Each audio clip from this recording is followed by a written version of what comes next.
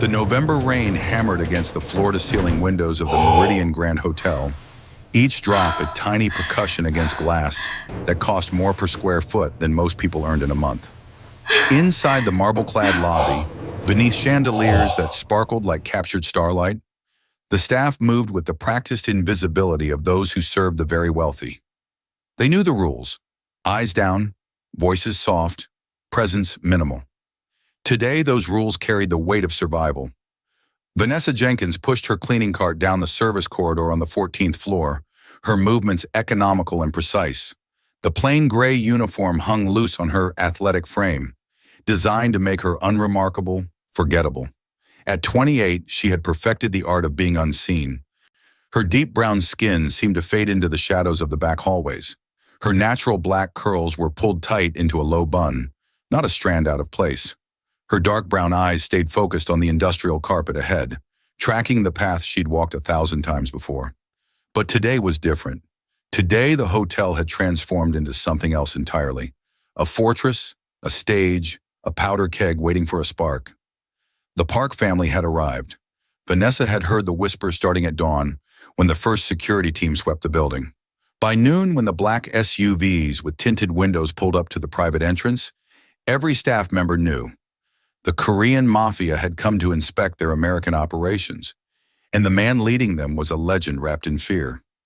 Park Sang-man, Old Man Park, they called him, had built an empire on violence and loyalty in equal measure.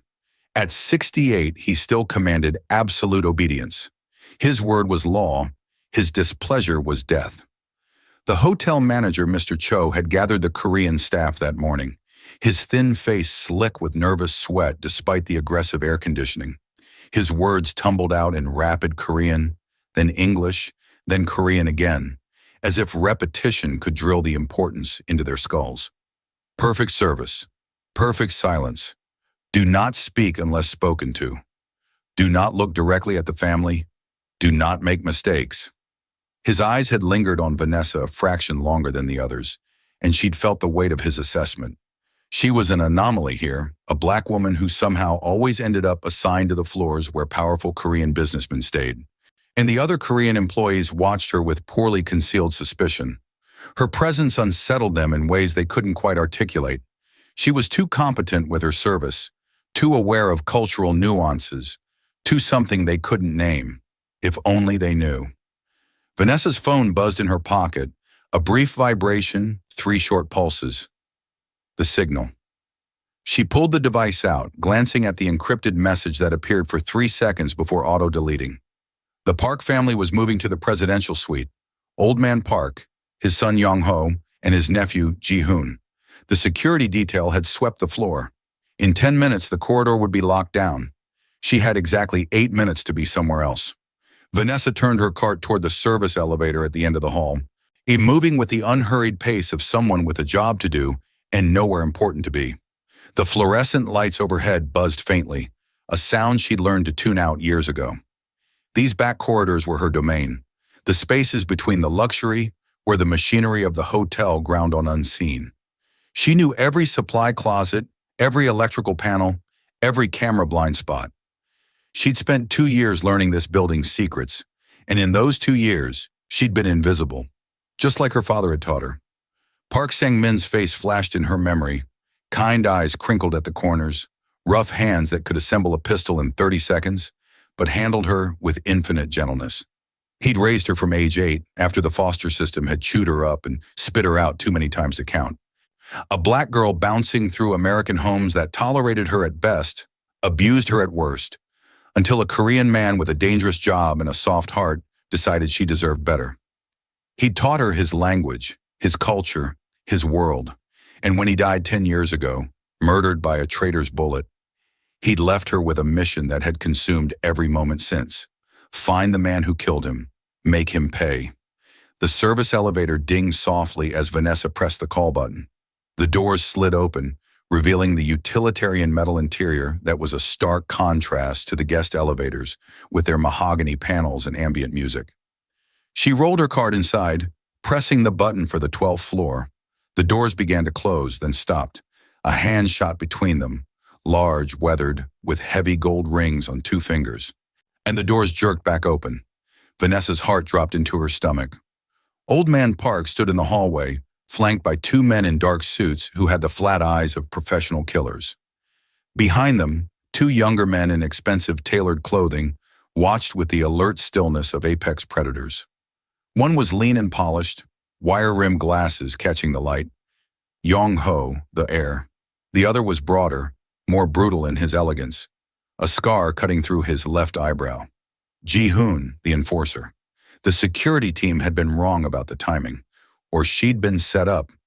Either way, she was trapped in a metal box with the most dangerous man in 3 countries.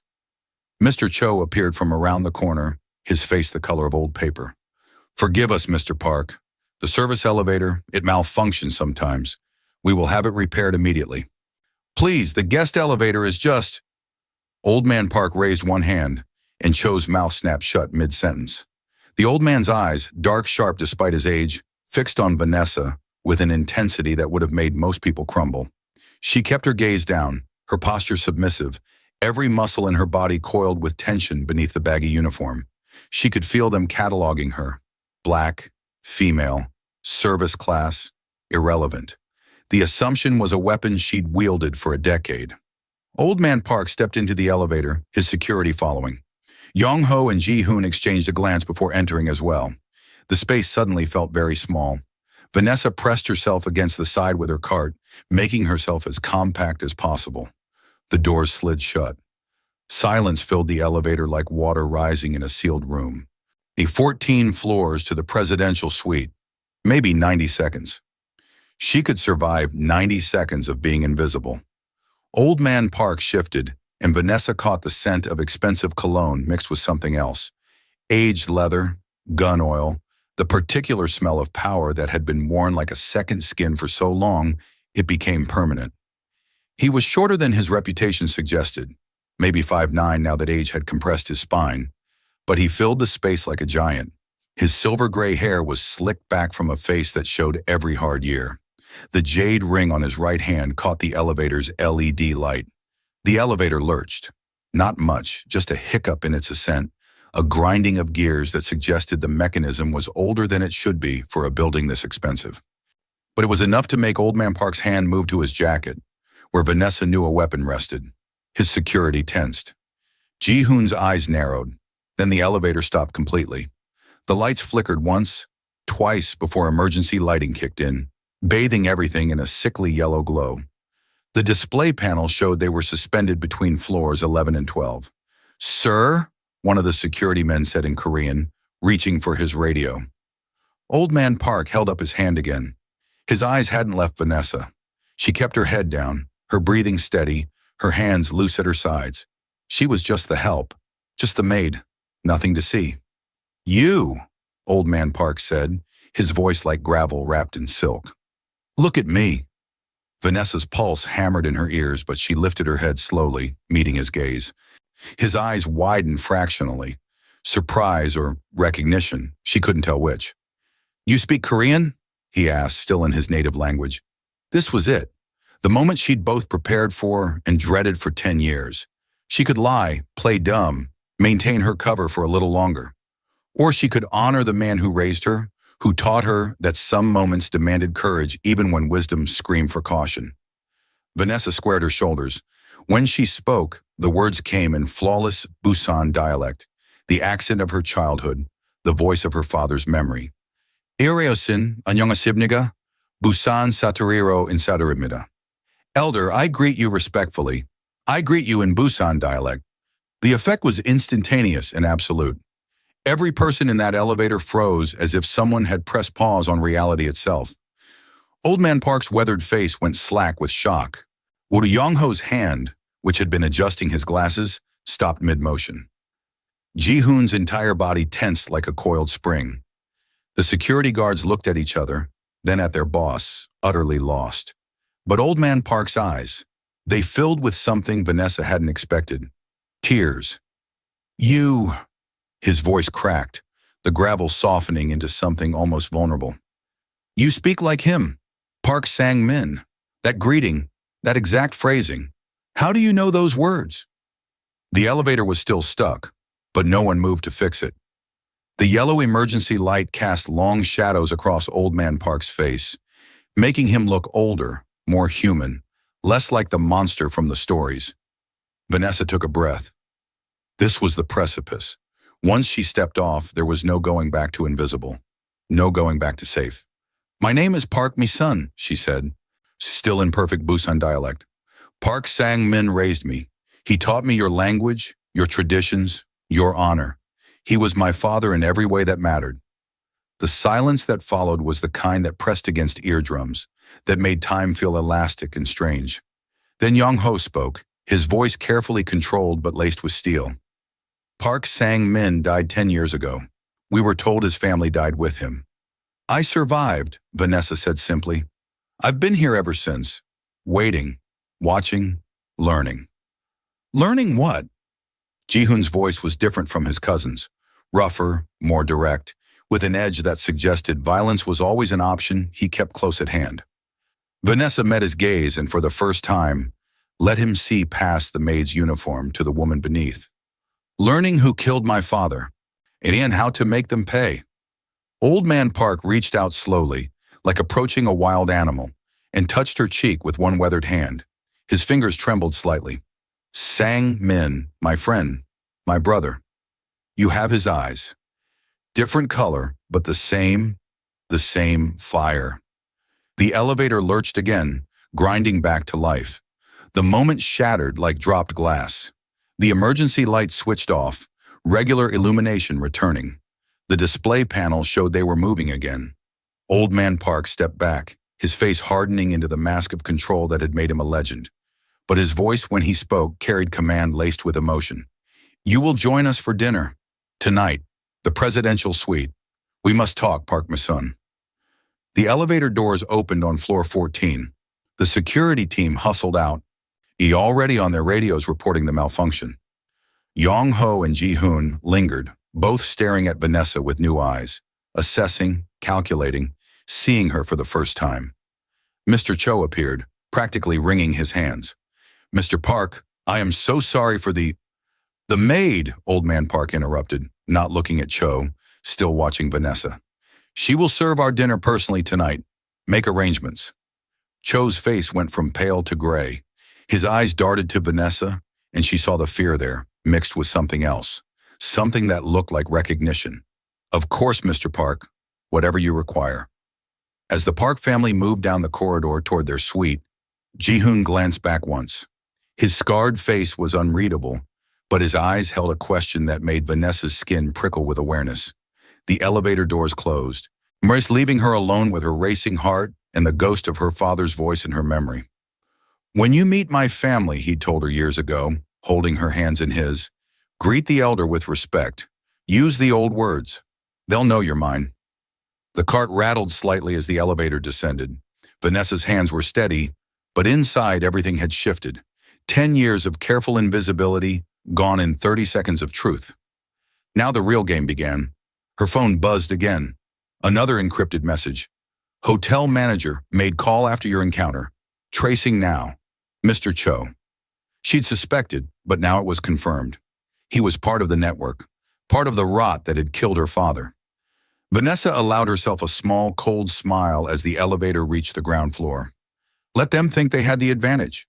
He let them believe she was just a maid who got lucky, who stumbled into their world by accident. They had no idea she'd been dismantling their empire from the inside for a decade. They had no idea that every invisible moment, every overlooked presence, had been by design. And they definitely had no idea that the man they thought they'd buried 10 years ago had raised a daughter who would burn their world down to find his killer. The presidential suite occupied the entire top floor of the Meridian Grand, a sprawling testament to wealth that most people would never see. Vanessa had cleaned it dozens of times over the past 2 years, knew every corner, every hidden camera angle, every vulnerability. Now she stood outside its double doors in a fresh uniform, a silver serving tray balanced on one hand, her heart rate deliberately controlled. When the security guard to the left of the door, thick neck, suspicious eyes, spoke into his earpiece in Korean. "The maid is here." A crackle of response, then he nodded and opened the door. The suite's main room was designed to impress.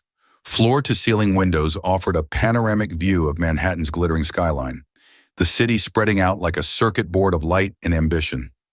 The furniture was all sharp angles and expensive leather. Abstract art that probably cost more than a house hung on walls painted in shades of charcoal and cream. But Vanessa's attention went immediately to the three men seated around the dining table. Old Man Park sat at the head, his silver hair catching the recessed lighting. He changed into a traditional Korean hanbok in deep black, the formal attire making him look like what he was, a patriarch. Where a king in his own brutal kingdom. His jade ring gleamed against the dark fabric. To his right sat Yong-ho, still in his tailored suit but with the jacket removed, tie loosened slightly. At 32, he had the kind of careful polish that came from expensive schools and careful grooming. His wire-rimmed glasses gave him an intellectual air that might have been disarming if you didn't notice how his eyes tracked every movement in the room with predatory awareness. Across from him, Ji-hoon sprawled in his chair with the casual confidence of a man who knew he was the most dangerous person in any room. At 35, he'd traded his formal wear for dark-fitted clothing that did nothing to hide the muscular build beneath. The scar through his left eyebrow was more prominent up close, a pale line that suggested violence survived rather than avoided. "Park Mi-sun," Old Man Park said, gesturing to an empty chair. "Sit, eat with us." The security guards exchanged glances. This wasn't protocol. Staff didn't dine with the family, but no one questioned the old man's commands. Vanessa set down the tray and moved to the indicated chair, her movements precise. As she sat, she caught Yong-ho studying her with open curiosity, and Ji-hoon watching with something more predatory: assessment, calculation, interest. A different server, one of the regular hotel staff, brought in covered dishes, set them on the table with trembling hands, and fled. Smart man.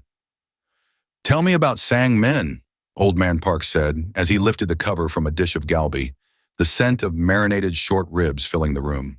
"Now tell me how my friend died." Vanessa had prepared for this moment, rehearsed the words in her mind 1,000 times, but now, sitting across from the man her father had served, had loved like a brother, the prepared speech felt inadequate. "It was winter," she began, her Korean flawless, her accent pure Busan. 10 years ago, January.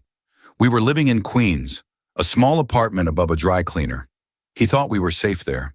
Far enough from Manhattan, from the organization, from the danger. She paused, remembering the cold, the way frost had made patterns on the windows, the way her breath had fogged in the early morning air. He'd been nervous for weeks, making phone calls late at night, speaking too quietly for me to hear, checking the locks twice, 3 times, teaching me things, emergency protocols, safe houses, or how to disappear if something happened to him. Old Man Park's weathered face was unreadable, but his hands had stilled on his chopsticks. That morning, he made me breakfast, told me he loved me in Korean, then in English like he always did, said he had a meeting, would be back by noon. Vanessa's voice stayed steady, but her hands beneath the table clenched into fists. "He never came back." "The police report said it was a robbery," Yong-ho interjected, his voice analytical. "Random violence. He was in the wrong place at the wrong time." Vanessa's eyes snapped to him. "The police report was a lie. My father was executed. 2 bullets to the back of the head, professional placement.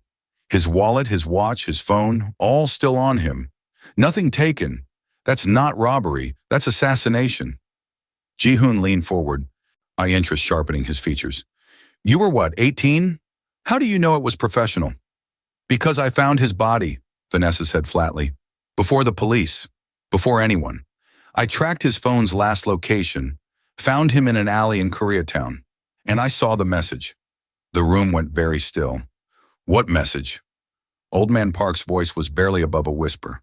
Vanessa reached into her uniform pocket slowly, aware of how the security guards tensed. She pulled out a small evidence bag, something she'd carried for 10 years, never far from her skin. Inside was a playing card, edges yellowed with age, spattered with brown stains that had once been red. The King of Hearts. She placed it on the table between them, Old Man Park's face drained of color. Yong-ho sat back as if he'd been struck. Ji-hoon's expression went from interested to lethal in a heartbeat. Han Jin-woo's signature, Old Man Park said, his voice hollow. He always left a card. Always the king of hearts. Arrogant bastard thought he was royalty. I didn't know that then, Vanessa continued. I was 18, alone, terrified. I took the card, called the police from a payphone, and disappeared. Spent the next year learning everything I could about the organization, about the families, about who wanted my father dead and why.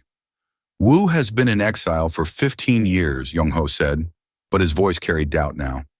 After he tried to take control, after the war nearly destroyed us all. Father banished him to Korea. He's not allowed on American soil. He's not in exile, Vanessa said. He's been here the whole time, building his own network. I'm undermining yours from the inside. The exile was theater. Someone high in your organization gave him permission to stay, gave him protection, gave him resources. She pulled out her phone, brought up a folder of photographs she'd spent years compiling, passed it to Old Man Park. The old man's hands shook slightly as he scrolled through image after image. Woo in New York restaurants, Woo meeting with men in park organization suits, Woo touring warehouses that should have been empty but weren't. Woo, Woo, Woo. Everywhere he shouldn't be, doing everything he'd been forbidden from doing. This is impossible, Old Man Park whispered. I have people, intelligence. How could he? Because your people are his people, Vanessa interrupted. He turned them, bought them, threatened them. For 15 years, he's been patient. And 3 months ago, he decided to make his move. She pulled out another phone, a burner, encrypted, and played an audio file. The sound quality was poor, recorded through a wall or from a distance, but the voices were clear enough. The old man is weakening. His son is soft, American educated, thinks he can run an empire like a corporation. That was Woo's voice, speaking in Korean with a Seoul accent that grated against Vanessa's Busan-trained ear.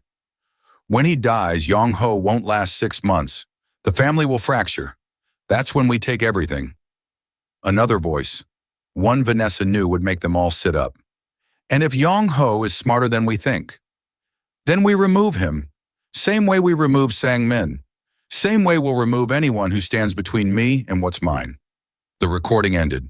The silence in the suite was absolute. Then Old Man Park moved, faster than a man his age should be able to, slamming his palm on the table hard enough to make the dishes jump. Who was the second voice? He demanded. Your CFO, Vanessa said quietly. Kim Min-ho. He's been Woo's inside man for 8 years. Young-ho was already on his phone, fingers flying across the screen. Min-ho had access to everything. Financial records, security protocols, personnel files. He's been bleeding you dry, Vanessa confirmed. Slowly enough that it looked like normal operational costs, market fluctuations, bad luck. But over 8 years, he's funneled close to 40 million into Woo's operations. Ji-hoon stood abruptly, his chair scraping against the floor. Where is Woo now? I don't know, Vanessa admitted. He's been careful, but he's in New York. I can feel it. And I think the window exploded. Glass erupted inward in a spray of deadly shards. Vanessa's training took over. She was moving before conscious thought caught up, throwing herself toward Old Man Park, tackling him out of his chair as something whistled through the space where his head had been. They hit the floor hard, Vanessa's body covering the old man's. Another window shattered, then another. Not bullets. Bullets would have been quieter. These were suppressed shots, professional grade, fired from somewhere across the street. Security guards were shouting, weapons drawn, but they were confused. Where was the threat? Where should they shoot? Young-ho had overturned the table, using it as cover, his own weapon appearing from somewhere in his jacket. Ji-hoon was already moving toward the windows, fearless, trying to locate the shooter. RE service corridor, Vanessa shouted in Korean. Now, they'll breach the main entrance in 30 seconds. How do you? Young-ho started. Because that's what I would do. Move! Another shot punched through the already shattered window, embedding itself in the wall where Ji-hoon had been standing a second before. The message was clear. They wanted the family dead, and they wanted it tonight. Vanessa grabbed Old Man Park, lighter than she expected, all sinew and old bone, and hauled him toward the service entrance she knew was hidden behind a decorative panel. She'd mapped every escape route in this suite months ago. "With me," she commanded, and maybe it was the authority in her voice, or the fact that she'd just saved his life. But Old Man Park didn't argue. The panel swung open. Behind it, the utilitarian service corridor was harsh fluorescent lighting and concrete. Nothing like the luxury of the suite, but infinitely safer. Yong-ho and Ji-hoon were right behind them, weapons drawn, covering their retreat. The security guards followed, radios crackling with confused chatter. From the suite behind them came the sound of the main door being breached, a controlled explosion, professional demolition. Footsteps, many of them, moving with military precision. "How many?" Ji-hoon asked, his voice deadly calm. "At least 6 in the suite, 2 more controlling the exits," Vanessa said, already moving down the corridor. "They'll expect you to go down. We're going up." "Up?" Yong-ho's voice carried disbelief. "We're on the top floor. Roof access, maintenance ladder to the adjacent building. I've used it before." The implications of that hung in the air for half a second. She'd used it before, which meant she'd been planning escapes, running operations, doing far more than cleaning rooms. But there was no time to unpack it. They ran. The roof access door burst open under Ji-hoon's shoulder, cold November wind rushing in to slap them with rain-soaked fury. Vanessa emerged first, scanning the rooftop with practiced efficiency. Water towers, HVAC units, the maintenance ladder she'd promised exactly where she said it would be. Behind them, footsteps echoed up the stairwell. Their pursuers were close, maybe 30 seconds behind. "There!" Vanessa pointed to the fire escape ladder that bridged the gap between buildings. It was old, industrial, the kind of thing that existed in building plans, but everyone forgot about. She'd found it 6 months ago while mapping escape routes, had tested its weight capacity twice in the dead of night. Old Man Park looked at the ladder, then at the 8-foot gap between buildings, then at Vanessa. "You've done this before." It wasn't a question. 3 times, she confirmed. "It holds. Move." Ji-hoon went first without hesitation, his muscular frame making the crossing look easy despite the rain-slicked metal. He landed on the opposite roof, immediately taking a defensive position, weapon tracking the door they'd just exited. Yong-ho helped his father to the ladder. "I've got you," he said softly, and Vanessa saw something in that moment. Genuine care beneath the cold professionalism. Whatever else Yong-ho was, he loved his father.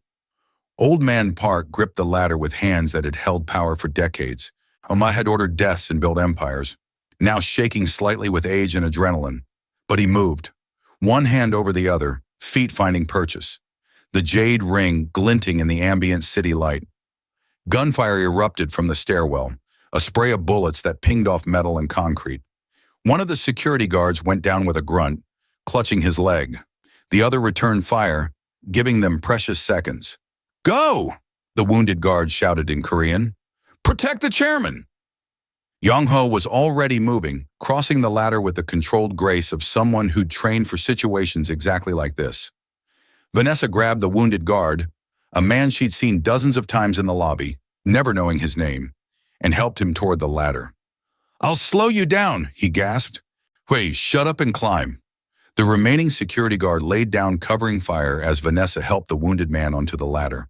Blood dripped from his leg, making the metal even more treacherous, but he moved. Behind them, the roof access door exploded outward as their attackers breached it. Vanessa didn't think. She drew the weapon she'd had strapped to her inner thigh beneath the maid's uniform, a compact Glock 43 that Park Sang-min had taught her to shoot when she was 16. The muscle memory was instant. She fired 3 rounds, not aiming to kill, but to buy time, and had the satisfaction of seeing one attacker duck back behind cover. Then she was on the ladder herself, the remaining guard right behind her. Halfway across, she heard him grunt, felt the ladder shake. She looked back. He was hanging on with one hand, and blood blooming across his shoulder. He'd been hit. "Keep going," he said through gritted teeth. "Like hell." But his fingers were slipping. She could see it happening in slow motion. The rain, the blood, the impossible physics of holding your own weight with one hand while your life leaked out. Ji-hoon appeared beside her, having crossed back onto the ladder with the kind of reckless courage that probably defined his entire life. He grabbed the guard's wrist with a grip like iron. "I've got him. Move." They made it across in a tangle of limbs in desperation, collapsing onto the opposite roof just as automatic weapons fire tore into the ladder behind them. The metal screamed and twisted, bolts shearing off until the entire structure gave way with a grinding crash, falling into the alley below. And the gap between buildings was now uncrossable. Vanessa allowed herself 3 seconds to catch her breath. Then she was moving again. "This building has garage access on the ground floor. We can get to the street, lose ourselves in the city." "They'll be waiting at street level," Young-ho said, but he was already following her to the roof access door. "Then we don't go to the street, we go to the subway." They descended through a building that was residential, mostly empty at this hour.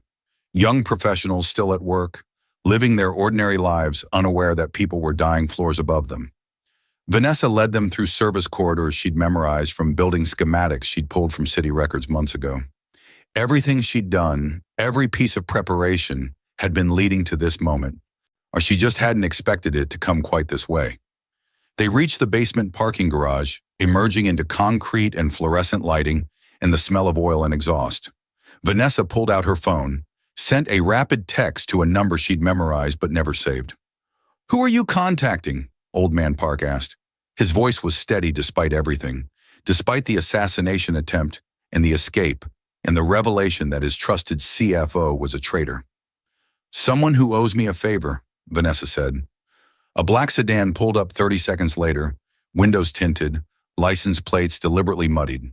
The driver was a woman Vanessa's age, Korean-American, with purple streaks in her hair and a face that suggested she'd seen her share of trouble. "You finally cashing in?" the woman asked in English. "Now or never?" "Minji, get in."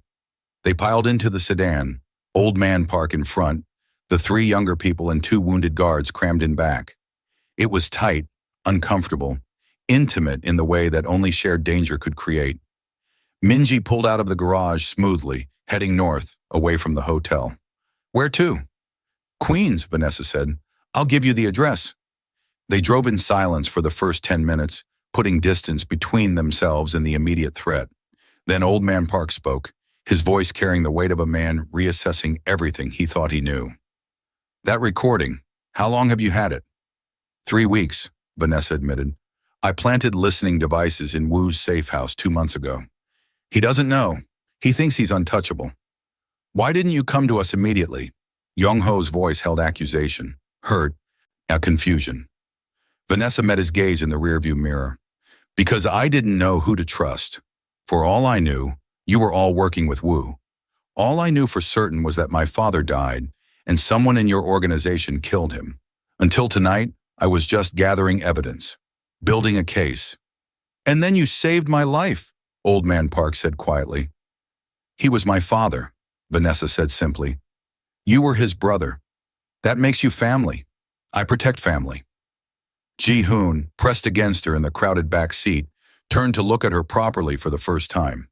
His dark eyes were unreadable, but there was something in them, respect, maybe, or recognition. "You fight well," he said. "I was taught by the best." Sang Min. "Every day from age 8 until he died. He said a girl needed to know how to protect herself, especially a girl who looked like me in his world. The casual acknowledgement of her race, of the additional danger it represented, hung in the air. No one contradicted her because they all knew it was true. In the Korean underworld, she was an anomaly, an outsider, someone who would always be viewed with suspicion, which was exactly what had made her invisible. They pulled up to a modest apartment building in Queens, the kind of place that had seen better decades. Vanessa's safe house. She'd maintained it for 5 years, paying rent in cash, never staying long enough for neighbors to remember her face. Inside, the apartment was sparse but functional. 1 bedroom, kitchen, bathroom, and a main room that was part living space, part command center. The walls were covered with maps, photographs, strings connecting faces and locations. A desk held 3 laptops, all encrypted, all running different aspects of her surveillance operation. Old Man Park took it all in with the eyes of someone who'd run intelligence operations himself. "How long have you been doing this?" 10 years, since the day my father died." Vanessa moved to one of the laptops, pulling up files. I started with nothing but a playing card and a body, worked my way backward from there, learned who Wu was, what he'd done, why my father would have been a target. She brought up a timeline, color-coded, detailed. Park Sang-min discovered Wu was skimming money 8 months before he died. Millions at first, then tens of millions. He brought his concerns to someone he trusted in the organization. Who? Old man Park's voice was steel. Kim Min-ho, your CFO. Min-ho, the old man repeated, and something in his face cracked just slightly. I've known him for 20 years. He was at my wife's funeral. He's my son's godfather. He's also the man who told Wu that my father knew too much, Vanessa said, her voice gentle despite the brutal truth. Wu ordered the hit, Min-ho arranged it, and then they both continued to operate inside your organization, bleeding you dry, waiting for you to die so they could take over completely. The wounded security guards had been tended to. Basic first aid from supplies Vanessa kept in the bathroom. They sat on the small couch now, watching this unfold with the stunned expressions of men whose entire worldview had shifted. Yong-ho stood at the window, looking out at the Queen's Street below, processing. When he spoke, his voice was different, harder, more like his father's. You have proof of all this? Not just the recording? Financial records going back 8 years, digital trails of communication between Wu and Min-ho, photographs of meetings that should never have happened, testimony from 3 of Wu's lower-level people who I convinced to talk. Vanessa pulled up file after file. I have enough to put them both away for life. Multiple life sentences, actually, across several countries. Ji-hoon moved closer to the laptop, reading over her shoulder. She could feel the heat of him, the coiled energy barely contained. This is comprehensive, professional-grade intelligence work. I had good teachers and 10 years of patience. What was your endgame? Old man Park asked. After you gathered all this evidence, what were you planning to do? Vanessa closed the laptop, turned to face him directly. I was planning to disappear, send the evidence to the FBI, to Interpol, to every law enforcement agency that might care. Watch from a distance as Wu and everyone who helped him went to prison, then vanish, start a new life somewhere he'd never find me. But, Yong-ho turned from the window, but then you came to New York, and I realized Wu was planning to kill you tonight, all of you, that the elevator malfunction wasn't coincidence. It was Min-ho, trying to isolate you, make you vulnerable. The assassination attempt was always coming. I just moved up my timeline to warn you. You saved us, Old Man Park said. Why? If your plan was to disappear, why risk exposing yourself? Vanessa looked at the 3 men, the patriarch who her father had loved, the heir trying to do better than his legacy, and the enforcer who wore his violence openly instead of hiding it behind suits and courtesy. Because I'm my father's daughter, she said simply, and he taught me that some things matter more than survival. Family, honor, doing what's right even when it costs you everything. The old man smiled then, a real smile that transformed his weathered face. Sang-min chose well when he chose you. A phone buzzed, Yong-ho's. He glanced at it, and his expression went dark. They hit Min-ho's house. He's gone. Cleaned out his accounts and ran. He won't get far, Vanessa said.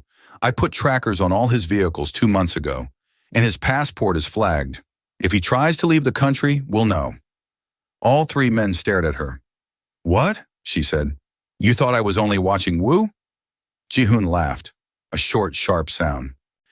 You've been running a one-woman intelligence operation against an entire criminal network.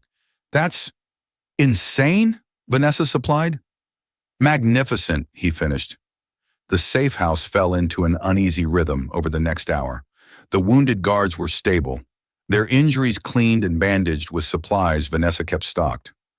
Minji had left after securing the perimeter, promising to keep eyes on the street. Old Man Park sat at the small kitchen table, making calls on an encrypted phone Vanessa provided, his voice low and commanding as he reorganized his fractured empire from a queen's apartment. Vanessa stood at her command center, pulling up real-time data streams she'd been monitoring for months. Traffic cameras, financial transactions, cell phone pings, All the digital breadcrumbs that people left behind without realizing they were being tracked. Minho used his credit card 20 minutes ago, she announced. Gas station in Jersey. He's running. Yong-ho moved to stand beside her, studying the screens with the analytical focus she'd glimpsed earlier. This close, she could smell his cologne. Expensive, subtle, nothing like the harsh aftershave her father used to wear. He'd removed his tie completely now, rolled up his sleeves, and somehow looked more dangerous for the casual appearance. You've been tracking him in real time this whole time? He asked. Him and 17 other high-level members of your organization. Anyone who had contact with Wu or showed suspicious financial patterns. She pulled up a map with red dots scattered across it. Watch, these are all people I flagged as potential traitors. Minho was the highest probability, but he's not the only one. Show me. Vanessa walked him through her evidence, file by file, person by person. Some were obvious. Meetings with Wu, unexplained deposits, communications that raised red flags. Others were more subtle, patterns of behavior, small inconsistencies that added up over time. Yong-ho absorbed it all with frightening speed, his mind clearly built for this kind of strategic analysis.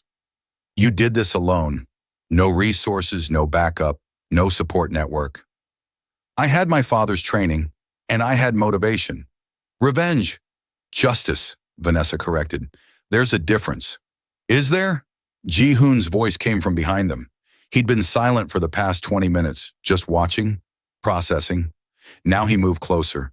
Nana and Vanessa found herself flanked by both cousins, Yong-ho on her left, analytical and controlled, Ji-hoon on her right, predatory and direct. Revenge is personal, she said. It's about making someone hurt because they hurt you. Justice is about accountability, making sure the guilty face consequences and can't hurt anyone else. Philosophical distinction, Ji-hoon said. End result is the same. Wu goes down. The path matters. Vanessa turned to face him directly. My father taught me that. He could have been like Wu, taking shortcuts, justifying cruelty with necessity. But he chose honor, even when it cost him. It cost him his life, Ji-hoon said flatly. Yes, and he'd make the same choice again. She held his gaze, refusing to back down from the intensity she found there.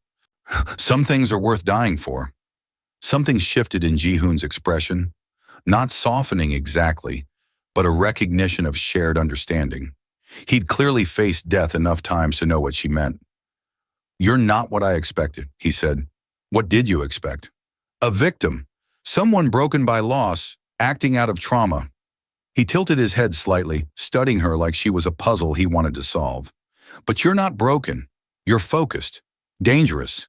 You've turned yourself into a weapon. My father's weapon, Vanessa said, aimed at his killer. Not just his weapon. Ji-hoon's voice dropped lower. Your own. You've been invisible for 10 years, gathering power in the shadows. That takes patience most people don't have. Discipline most soldiers can't maintain. I'm not a soldier. You are. You just don't wear the uniform. He glanced at her maid's outfit, still damp from rain and rumpled from their escape.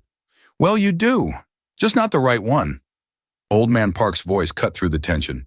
Park, me son. Come here. Vanessa moved to the kitchen table, acutely aware of both cousins watching her walk away. The old man gestured for her to sit across from him. I've made calls, he said.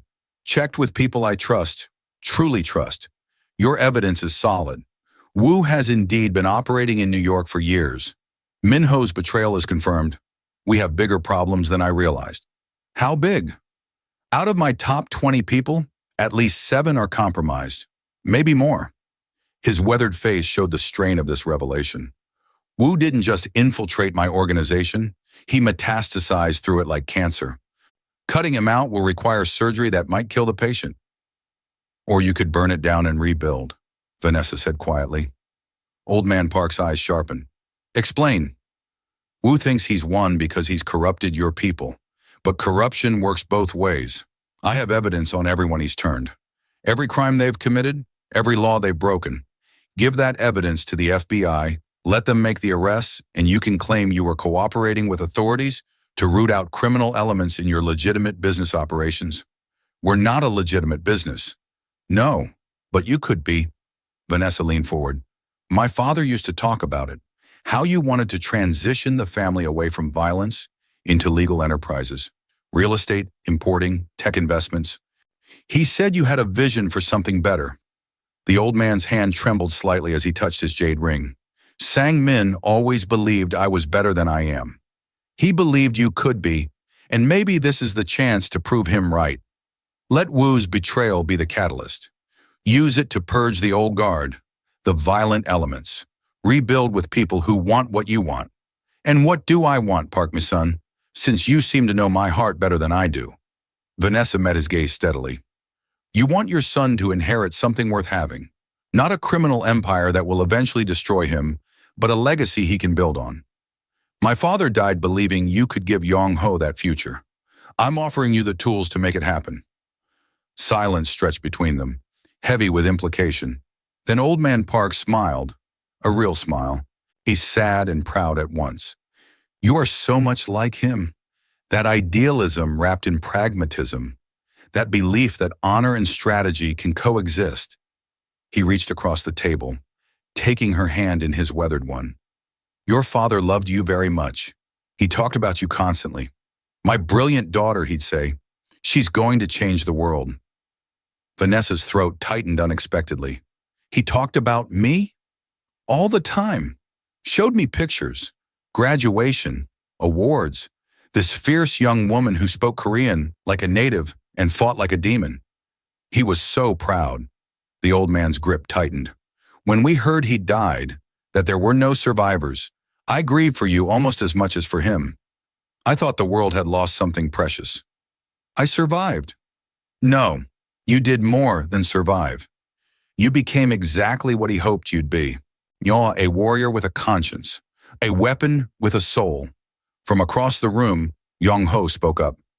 Father, we need to make decisions. Min-ho is running, Wu is still out there, and we have 7 confirmed traitors in the organization. Old Man Park released Vanessa's hand, his face hardening back into the patriarch's mask. Then we hunt, starting with Min-ho.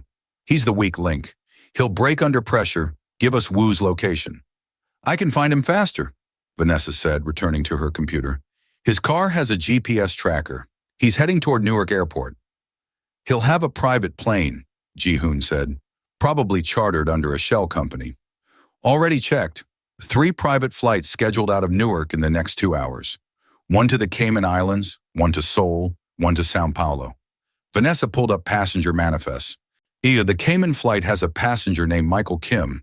That's Min-ho's American alias. How do you know his aliases? Yong-ho asked. I know everything about everyone I've been tracking. It's kind of the point of the intelligence work. Ji-hoon laughed, that sharp, dangerous sound. I like her. We intercept him at the airport, Old Man Park decided. Quietly. No violence if we can avoid it. We need him alive and talking. I'm coming, Vanessa said. No.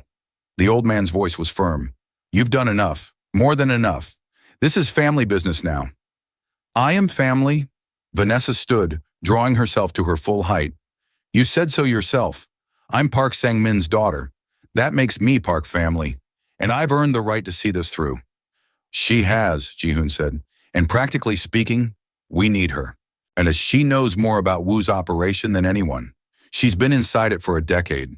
She's also the only one who can identify all the players, Yong-ho added. And Vanessa was surprised to hear him support her. If there are more traitors at the airport, more of Wu's people, she'll spot them before we do. Old Man Park looked between his son, his nephew, and the young woman who'd appeared in his life like a ghost of his best friend. Finally, he nodded. You come, but you stay back, observe only. If shooting starts, you run. Understood? Understood, Vanessa lied. They prepared quickly. The wounded guards would stay at the safe house with Min-ji watching over them. Old Man Park made more calls, assembling a small team of people he trusted. Not many, Vanessa noted, which spoke to how deep the rot went. Once she changed out of the maid's uniform finally, pulling on dark jeans, boots, a black jacket. Strapped the Glock to her hip openly this time. No more hiding. When she emerged from the bathroom, both cousins were staring. What? She asked. Nothing, Yong-ho said quickly.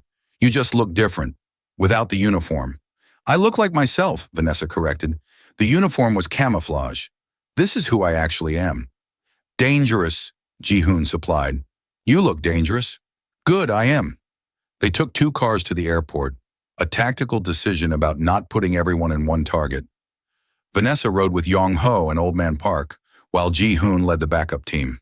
The drive was tense, silent except for periodic updates on Minho's location. He's through security, Vanessa reported, tracking his phone. Private terminal, 1 west side. We have people there, Old Man Park said. They'll delay the flight, make up some maintenance issue. What if he rabbits? Young-ho asked. He won't, Vanessa said with certainty. He thinks he's won, got away clean. He's probably congratulating himself right now, thinking he outsmarted everyone. You sound like you know him well, Young-ho observed. I've been watching him for 8 years. I know how he thinks, what he values, what scares him. He's not brave. He's not clever. He's just greedy and willing to betray people who trusted him. That's not strength. It's weakness wearing a mask. They pulled up to the private terminal just as Ji-hoon's team arrived. The building was small, discreet, the kind of place where very wealthy people came and went without fanfare. Security was minimal, another advantage of private aviation. You saw Old Man Park's inside man met them at the entrance, a tired-looking operations manager who clearly wanted no part of this. Flight's delayed. Pilot is stalling, says there's a hydraulic issue. Your guy is in the lounge, drinking, getting angry. Perfect, Ji-hoon said. Angry people make mistakes. They moved through the terminal with purpose, Vanessa hanging back as promised, but close enough to observe. The private lounge was all leather and dark wood, trying for sophistication and achieving expensive blandness. Only 3 people inside. Min-ho, a young couple who looked like honeymooners, and a bartender who took one look at Old Man Park's crew and found urgent business in the back room. Kim Min-ho sat at the bar, his back to the door, a scotch in front of him. At 50, he'd kept himself in decent shape, but there was a softness to him that spoke of comfortable living. His hair was perfectly styled, his suit expensive but conservative.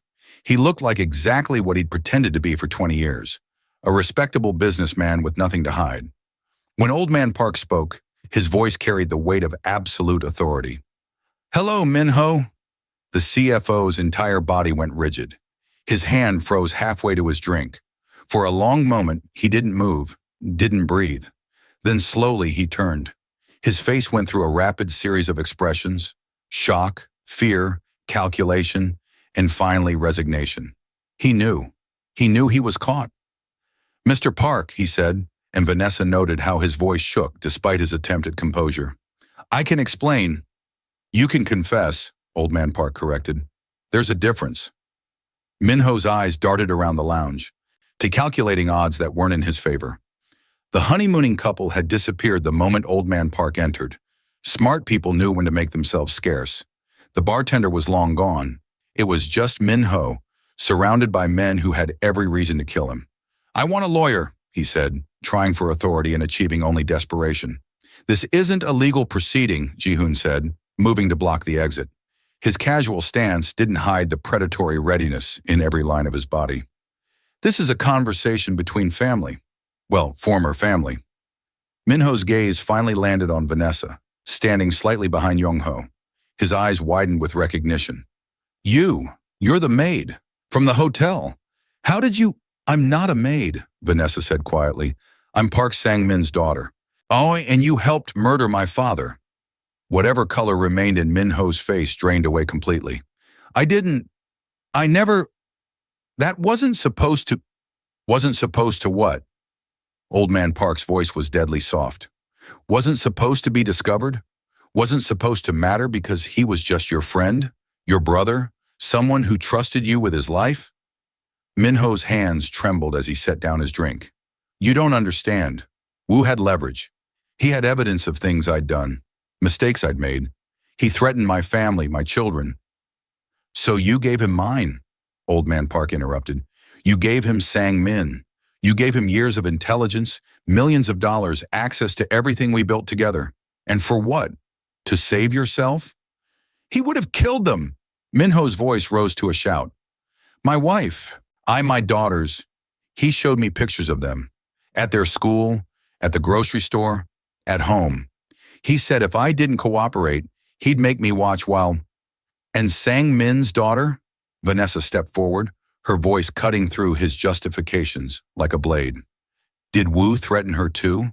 Or did you just not care because she wasn't yours? Minho looked at her, and she saw the guilt there, raw and festering. He said there were no survivors.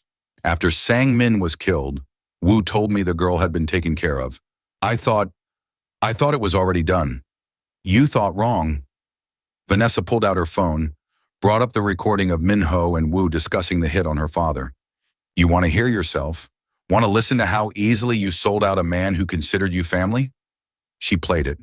Minho's voice filled the lounge, uncasual and businesslike as he discussed logistics of murder. When it ended, he was crying. I'm sorry, he whispered. I'm so sorry. I was weak. I was scared. I never wanted... Where is Wu? Old Man Park asked, and the question carried the weight of every betrayal, every death, every lie. Minho shook his head. I don't know. He never tells me where he is. He contacts me, not the other way around. Liar! Ji-hoon moved faster than Vanessa expected, grabbing Minho by the throat and slamming him against the bar. You've been coordinating with him for years. You know how to reach him. I don't, Minho choked out. I swear, he uses burner phones, changes locations constantly. I haven't seen him face-to-face in months. Young-ho pulled his cousin back, gently but firmly. Let him breathe. Why, he's no good to us dead. Ji-hoon released Minho with obvious reluctance. The older man collapsed onto a bar stool, gasping. The assassination attempt tonight, Vanessa said. Who coordinated it? Wu. All Wu. He said it was time to move. That Old Man Park being in New York was an opportunity we couldn't miss. Minho's words tumbled out faster now, desperate to give them something useful. He hired outside contractors. Russians, I think. Professional hitters.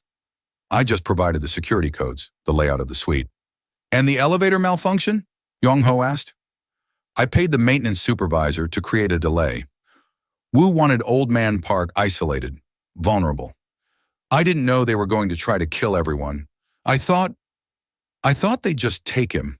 Ari, use him as leverage. You thought wrong about a lot of things, Old Man Park said. His face was unreadable, but Vanessa could see the pain beneath the control. 20 years of friendship, of trust, destroyed by fear and weakness. There's a meet, Minho said suddenly. In 2 days. Wu wants to debrief about tonight's operation. He doesn't know it failed yet. He's been dark since the attempt, maintaining operational security. Where? Ji-hoon demanded. I don't know yet. He'll text me the location 6 hours before. That's how he always does it. Vanessa's mind was already working through the implications. He'll know you missed your flight. He'll know something went wrong. So we use that, Young-ho said. We make him think Minho is running because the hit succeeded and he's scared of being connected to it. Then we string him along until the meet. He's too careful, Minho protested. He'll verify. Check his sources. His sources are dead or arrested, Vanessa said. The hit team at the hotel didn't make it out. Your inside people have been identified. As far as Wu knows, the operation was a success and everyone's scrambling. That's the chaos we sell him. Old Man Park studied her with new appreciation. You've done this before. Manipulated intelligence, run false flag operations. I've spent 10 years thinking like Wu, Vanessa said. Understanding how he operates, what he expects, where his blind spots are. He's arrogant. He thinks he's smarter than everyone else. That's his weakness. Then we exploit it, Ji-hoon said. His earlier anger had transformed into something more controlled, more dangerous. At her, we feed him the story he wants to hear, get him to the meet, and end this. What about me? Minho's voice was small, broken. What happens to me? The question hung in the air. Traditionally, in the old ways, there was only one answer for traitors. A bullet, a shallow grave, a lesson to others about the cost of betrayal. But Vanessa had spent 10 years learning that sometimes the old ways weren't the right ways.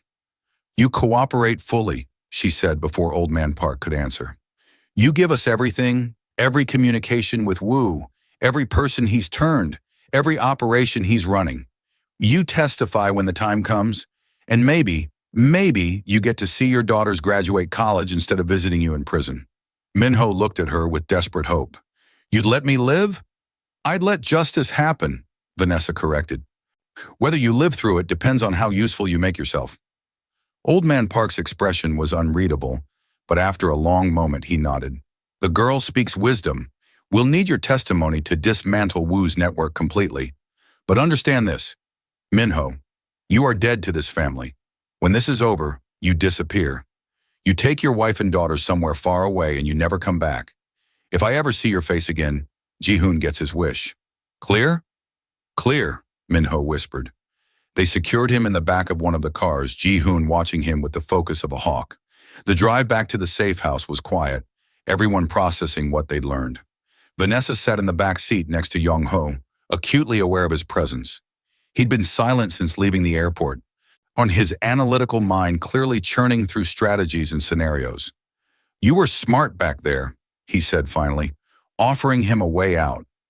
Most people would have just wanted blood. Blood doesn't solve problems, Vanessa said. It just creates new ones. My father taught me that revenge is a cycle. You kill the person who wronged you, their family kills you, your family kills them, and it never ends. The only way to break the cycle is to choose something else.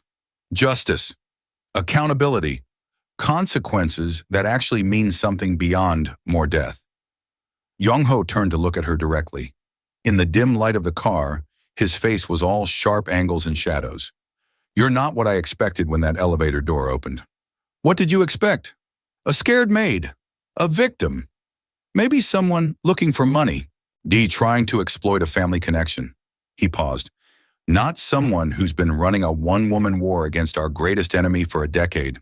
Not someone who makes my father smile like Sang-min used to. Your father loved mine. He did. And he's going to love you too. Already does, I think. Something complex moved across Young-ho's face. That makes things complicated. What things? But before he could answer, Old Man Park's phone rang. He listened for a moment, his face hardening. When he hung up, his voice was grim. Wu knows. Someone survived the hit team, got word to him that we escaped. He's gone dark, changed all his protocols. The meat is off.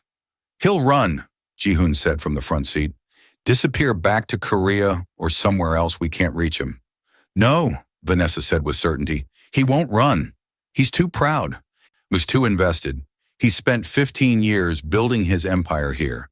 He's not going to abandon it because one operation went wrong. How can you be sure? Old Man Park asked. Because I know him. I've studied every decision he's ever made, every pattern in his behavior. Wu doesn't retreat. He doubles down. He'll see this as a challenge, proof that he needs to be more aggressive, more bold. He'll come at you again, and soon. Let him come, Ji-hoon said. We'll be ready. Will we? Young-ho's question was directed at his father. How many of our people can we actually trust? How many are compromised? If Wu comes at us with the full force of his network and our own traitors, we're vulnerable. Then we need to move first, Vanessa said. We have two advantages. We know who his people are, and he doesn't know I exist. Not as a threat, anyway. He thinks I died with my father. That ignorance is a weapon. How do we use it? Old Man Park was watching her with the intensity of a man recognizing potential. Wu operates out of several locations in the city. I've identified 3 main sites, a restaurant in Koreatown, a warehouse in Red Hook, and a luxury apartment in Tribeca. The apartment is his home base, where he keeps his servers, his real records. If we can get access to that, we can download everything, his entire operation laid bare. Security will be intense, Young-ho said.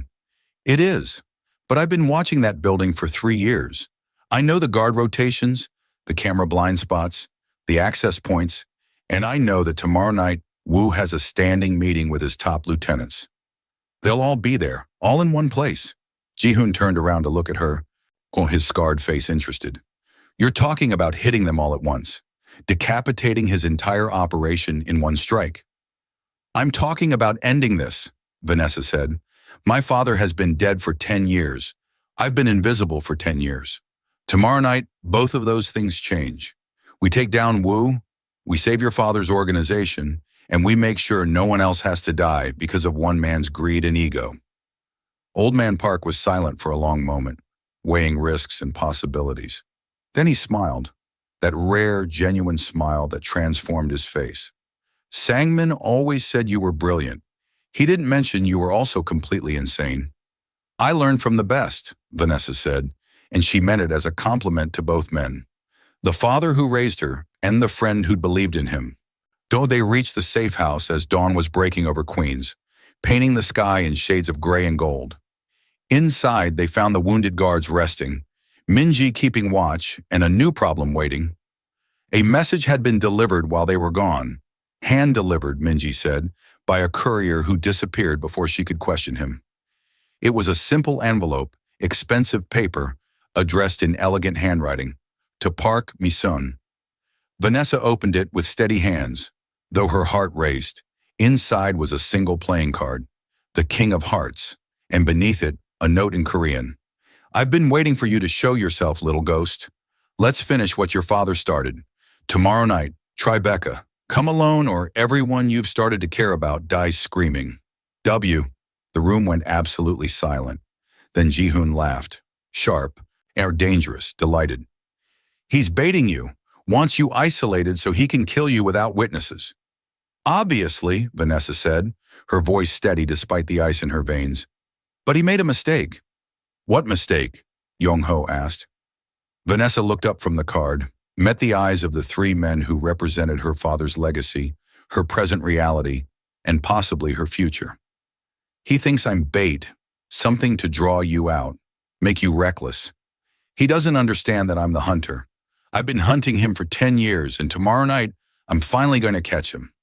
Not alone, Old Man Park said firmly. We go together, as family. As family, Vanessa agreed. But as she looked at the card in her hand, the same card she'd found beside her father's body a decade ago, she knew the truth. Tomorrow night, one way or another, this ended. When either she killed the man who'd murdered her father, or she died trying. There were worse ways to honor a legacy. The remaining hours before the confrontation passed in a blur of preparation and tension. The safe house transformed into a command center, with Vanessa's surveillance equipment now serving the entire group. Old Man Park made careful calls to the few people he still trusted completely, assembling a small team of loyal operators who'd proven themselves over decades. Vanessa stood at her laptop, pulling up the building schematics for Wu's Tribeca apartment for the dozenth time. Every detail mattered. Every angle, every entry point, every possible escape route. She'd memorized this information years ago, but now it wasn't just theoretical reconnaissance. It was a battlefield she'd be walking into in hours. You should eat something. Yong-ho's voice came from behind her. She turned to find him holding a plate of food. Rice, grilled meat, kimchi. Simple, Korean, the kind of meal her father used to make. I'm not hungry. You need your strength. He set the plate down beside her laptop anyway. Sang-min used to say that going into danger on an empty stomach was disrespectful to your body. It deserves better than that. Despite everything, Vanessa smiled slightly. He did say that, usually right before making me eat way too much. He was a good man, Yong-ho said softly. I was young when he died, barely 22. But I remember how he made everyone around him better, calmer, more thoughtful. My father trusted him more than anyone else in the organization. Your father loved him, Vanessa corrected. When there's a difference between trust and love. Trust is strategic. Love is something else. Yong-ho pulled up a chair, sitting beside her. This close, she could see the fine lines around his eyes, the way exhaustion and stress had left their marks despite his youth. Can I ask you something? Depends on what it is. Why did you really reveal yourself last night? You could have stayed invisible. Let us walk into Wu's trap, use the chaos to take him down while everyone else was dying. It would have been cleaner, safer for you. Vanessa considered lying, maintaining some emotional distance, but something about Yong-ho's directness, his genuine curiosity, made her choose honesty instead. Because you look like your father, in that elevator when you realized something was wrong, was the way you moved to protect him without even thinking. That was love. Real love, not obligation or duty. And I thought if my father's best friend had raised a son capable of that kind of love, Maybe there was still something worth saving in all this violence and betrayal. Yong-ho was quiet for a long moment. We're not good people, Vanessa. My family built our empire on extortion, violence, fear. We've hurt people, destroyed lives. What makes you think we're worth saving? You are, she said simply. Maybe the empire isn't. Maybe the old ways aren't. But you, Park Yong-ho, the man who puts on glasses to read reports and loosens his tie when he thinks no one's watching, who protects his father even when it would be easier to let him fall. You're worth saving. That's what my father believed. Kiddo, and I choose to believe it too. He stared at her, something complex moving in his dark eyes. You barely know me. I've been watching you for 2 years. I know you tip housekeeping staff better than any other guest. I know you remember names of people others ignore. I know you argued with your father about transitioning away from criminal operations, that you want to build something legitimate. I know more about you than you think, Park Yong-ho. That should probably disturb me. Probably. Vanessa picked up her chopsticks, started eating the food he'd brought. It was good. Someone knew how to cook properly. But you're not disturbed. You're curious. About? About me. About who I really am beyond the intelligence operative and the daughter seeking justice. When you're wondering if there's something else underneath all the mission planning and revenge plotting. Yong-ho didn't deny it. Is there? Vanessa took her time chewing, considering. I don't know anymore. I've been Park Sang-min's weapon for so long, I'm not sure what's left of just Vanessa Jenkins. The girl who liked books and music and had dreams that didn't involve surveillance equipment. She might be gone. Or maybe she's just sleeping, waiting for this to be over so she can wake up. I hope she's sleeping, Yong-ho said quietly. The world could use more people who like books and music. Before Vanessa could respond, Ji-hoon's voice cut through the moment. If you two are done making eyes at each other, we have a situation. They both turned to find Ji-hoon standing in the doorway, his expression grim. So Min-ho just got a message from one of Woo's lieutenants. They know about the airport. They know we have him. Woo is moving up his timeline. The meeting is tonight, not tomorrow. In 3 hours. Old Man Park appeared behind his nephew, his face set in hard lines. It's a trap within a trap. He's forcing our hand, making us move before we're ready. Or giving us an opportunity, Vanessa said, already pulling up her surveillance feeds. If he's moving up the timeline, he's rushed. Rushed people make mistakes. Let me check something. Her fingers flew across the keyboard, accessing traffic cameras near Woo's Tribeca building. Sure enough, increased activity, vehicles arriving, security being doubled. Woo was consolidating his forces, bringing everyone to his fortress. He's scared, she said with satisfaction. He knows we're coming, and he's circling the wagons. That means he's vulnerable. It also means we'll be walking into superior numbers on his home ground, Yong-ho pointed out. That's not strategy. That's suicide. Not if we don't walk in the front door, Vanessa said. She pulled up the building schematics again, highlighting a specific section. There's a service entrance here, used by maintenance and deliveries. It connects to the parking garage, which has elevator access to all floors, including Woo's penthouse. Security is lighter there because they assume no one knows about it. You know about it, Ji-hoon observed. I know about everything. That's been the point of the last decade. Vanessa looked at Old Man Park. We can't bring a large force, too visible, too easy to counter, but a small team, properly equipped, going in through an unexpected route, that could work. Define small team, the old man said. 4 people. Me because I know the layout in Woo's security protocols. Ji-hoon because we'll need someone who can handle close quarters combat without hesitation. Yong-ho because we need strategic thinking if things go wrong. And you because Woo won't believe this is real unless he sees you face to face. You're putting my father directly in danger, Yong-ho said sharply. I'm giving him the chance to end this personally, Vanessa corrected. Woo took his best friend, corrupted his organization, tried to kill his son. He's earned the right to look Woo in the eye when justice comes. Old Man Park's weathered face showed approval. The girl understands honor. We do this her way. Father, Yong-ho started. Emmer, no. The old man's voice carried absolute authority. I've let others fight my battles for too long. Sang-min died because I wasn't there to protect him. I won't make that mistake again. We end this tonight, together, as family. The word hung in the air. Family. Not organization, not business associates, not strategic allies. Family. Vanessa felt something crack inside her chest, some wall she'd maintained for 10 years.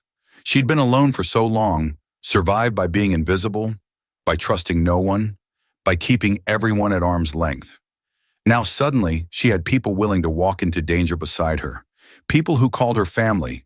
It was terrifying and exhilarating in equal measure.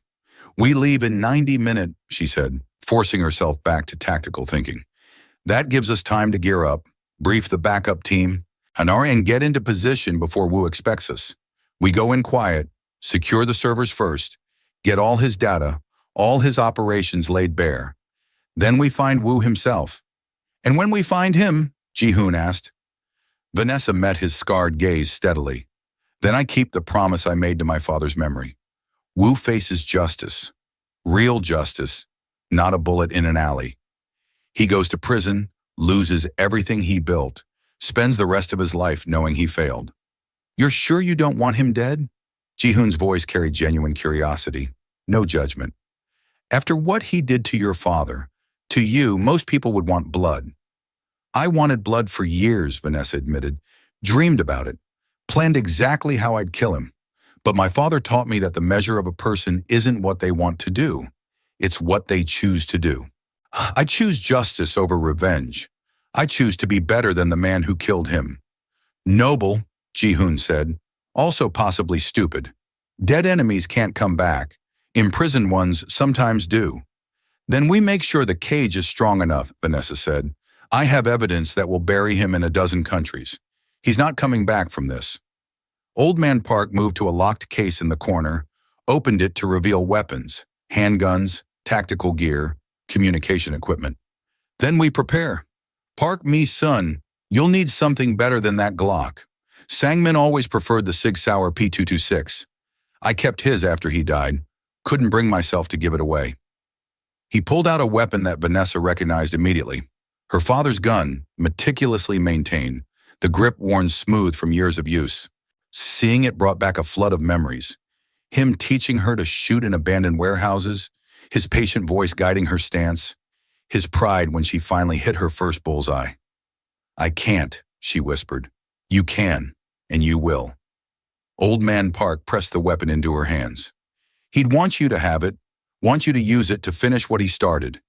This is his legacy, passing to his daughter. Accept it with honor." Vanessa's hands closed around the familiar grip.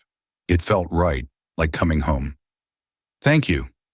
Thank me by surviving tonight, by succeeding where he couldn't, by proving that honor and justice can still exist in our world." The old man's voice roughened. "Give me that proof, Park, me son. I need to believe it's possible." They geared up in focused silence, checking weapons, testing communication equipment, and reviewing the plan one final time.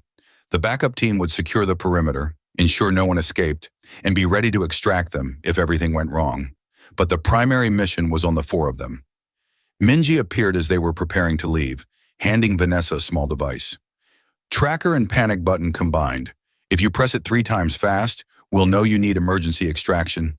"But Vanessa?" "Yeah? Don't press it unless you're actually dying, because the extraction is going to be loud, messy, and will probably get people killed. So only if you're dying. Clear?" "Clear. Good." Minji looked at her for a long moment, then pulled her into a quick, fierce hug. "Your dad would be proud of you, just so you know." Vanessa hugged her back, blinking away sudden moisture in her eyes. "Thanks for everything, Minji. For the safe houses, the equipment, the support. I couldn't have done any of this without you." "You absolutely could have. You're scary competent, but I'm glad you didn't have to." Minji released her, stepped back. "Now go get that bastard, and try not to die. I've gotten used to having you around." The drive to Tribeca was quiet, each person lost in their own thoughts. Vanessa sat in the back between Yong-ho and Ji-hoon, hyper-aware of both men. They were so different. Yong-ho with his careful control and strategic mind. Ji-hoon with his barely leashed violence and brutal honesty. Both dangerous in their own ways, both compelling in ways she wasn't ready to examine. When this is over, Yong-ho said quietly, what will you do? I don't know, Vanessa admitted. I've spent so long focused on this mission, I haven't thought beyond it. Maybe travel, see places I have only read about, or maybe just sleep for a week. You could stay, he said, with the family. We'll need someone to rebuild the intelligence operations, root out the remaining corruption. You're uniquely qualified. Or you could leave, Ji-hoon countered. Start fresh somewhere Woo's ghost can't follow. Become whoever you want to be. No missions, no violence, no past weighing you down. Both options had merit. Both scared her for different reasons. Can I decide after we survive tonight? She asked. Fair enough, Yong-ho said. They parked 3 blocks from Woo's building, approaching on foot through gathering darkness. The Tribeca streets were quiet at this hour. Too late for office workers, too early for the nightlife crowd. Perfect timing for an operation that needed to stay invisible. And the service entrance was exactly where Vanessa remembered, tucked into an alcove that security cameras somehow never quite covered. She'd tested it twice before, knew the lock's weaknesses, had a key card cloned from a maintenance worker's badge. The door opened silently. They were in. The parking garage was dimly lit, concrete and shadows. Vanessa led them through the maze of vehicles toward the service elevator, every sense hyper-alert. This was the moment of maximum vulnerability. If Woo had anticipated their route, if the trap was better than she'd calculated, they'd be caught in a kill box with no cover. But the garage remained quiet. No ambush, no alarms. They reached the elevator. Vanessa swiped the clone badge. The doors opened. And standing inside, waiting for them with a smile like a knife, was Han Jin-woo. Hello, my little ghost, he said in perfect Busan dialect. I've been expecting you. Time fractured into crystalline moments. Ji-hoon's hand moving toward his weapon, Yong-ho pushing his father back, Vanessa's finger finding the trigger of her father's gun. But Woo raised his hands slowly, almost lazily, showing them empty. Please, he said, his voice carrying amusement beneath the danger. If I wanted you dead, you'd already be bleeding out in this garage. I disabled the security cameras an hour ago. My men are upstairs, none the wiser. This moment, this is just between us. He was older than his photograph suggested, 52, but carrying it like a man who'd lived hard and enjoyed it. His face was handsome in a weathered way, with silver threading through his black hair and laugh lines around eyes that held no warmth whatsoever. He wore an expensive suit, tailored perfectly, and held himself with the casual confidence of someone who'd never truly lost. You set this up, Vanessa said, her weapon steady despite the adrenaline screaming through her veins. The rushed timeline, the consolidation of forces. You wanted us to come through the service entrance. I wanted to see if you were as smart as your father, Woo corrected. Sang-min always thought 3 moves ahead. Found patterns others missed. Turned weakness into strength. His eyes fixed on Vanessa with predatory interest. I see he taught you well. You've been a ghost for 10 years, Park, my son. Watching, learning, dismantling my operations piece by piece, without me even knowing you existed. That takes rare talent. It takes patience, Vanessa said, and motivation. What, you murdered my father? I did, Woo agreed, no shame in his voice. He discovered my financial arrangements with Minho, was going to expose everything to Old Man Park. I couldn't allow that. So you shot him in an alley like a dog. I shot him efficiently. 2 rounds back of the head, no suffering. I owed him that much. He was a worthy opponent. Woo's smile widened. Though I must admit, I thought you died with him. When I learned tonight that Sang-min's daughter had survived, had been operating under my nose this entire time, I was impressed. Disappointed in my own intelligence network, certainly, but impressed. Enough talking, Ji-hoon growled. You're coming with us. Now. Am I? Woo's gaze shifted to Ji-hoon, assessing. Ah, the Park family's attack dog. Ji-hoon, yes? Your reputation precedes you. Brutal, efficient, and loyal to a fault. Tell me, do you enjoy the killing? Or is it just a job? It's going to be a pleasure with you, Ji-hoon said flatly. Woo laughed, a genuine sound that echoed in the concrete space. I like him. No pretense, no philosophy, just honest violence. refreshing in a world of hypocrites. His eyes moved to Young-ho. And the heir, Harvard-educated, trying so hard to be legitimate, to transform daddy's blood money into respectable business. How's that working out for you, boy? Better than your betrayal worked out, Young-ho said coolly. You're finished, Woo. We have everything. Financial records, communications, witness testimony. Multiple governments want you. You won't survive a month in custody. Assuming I go into custody, Woo said, which brings us to why I'm really here. So speaking with you like civilized people instead of having my men kill you all. You want to negotiate? Old Man Park said, speaking for the first time. His voice was steady, cold as winter. After everything you've done, after killing my friend, corrupting my family, trying to murder my son, you think you can negotiate? I think I have something you want, Wu said. Information, names, every person in your organization who's been working with me for the past 15 years, every secret, every betrayal, every piece of leverage I've accumulated. I'll give you all of it. In exchange, you let me disappear. No, Vanessa said immediately. Wu's attention swung back to her. No? Just like that? You don't want to know who else betrayed your father? Who helped plan his death? Who knew about it and said nothing? I already know, Vanessa said. I've spent 10 years tracking everyone connected to you. I know their names, their crimes, their addresses. I don't need your information because I already have it. For the first time, Wu's smile faltered. You're bluffing. Am I? Vanessa pulled out her phone with her free hand, brought up files. Park Hyun-soo, your contact in Seoul, embezzled $23 million won over 8 years. Kim Jennifer, your lawyer in Manhattan, helped launder $47 million through shell corporations in the Caymans. Lee Dong-wook, your weapons supplier, been selling illegal firearms to gangs across 3 states. Want me to keep going? I have 47 names, complete with evidence that will hold up in court. Wu's expression shifted, surprise giving way to something like respect. You really are Sang-min's daughter, and he'd be proud. Don't, Vanessa's voice cracked like a whip. Don't you dare speak about my father like you knew him, like you respected him. You murdered him. You don't get to invoke his memory. I knew him better than you think, Wu said softly. We were friends once, before I married into the Park family. Before ambition and loyalty pulled us different directions. He was a good man trying to survive in a bad world. And yes, I killed him, but I never enjoyed it. That's worth something. It's worth nothing, Vanessa said. Good people die every day at the hands of people who claim not to enjoy it. The lack of enjoyment doesn't make it less evil, less cruel, less permanent. My father is dead because of you, because you chose money over friendship, power over honor. That's all that matters. Wu studied her for a long moment, then nodded slowly. You're right, and for what it's worth, I am sorry. Not sorry enough to have made different choices, but sorry nonetheless. Your apology means nothing to me, Vanessa said.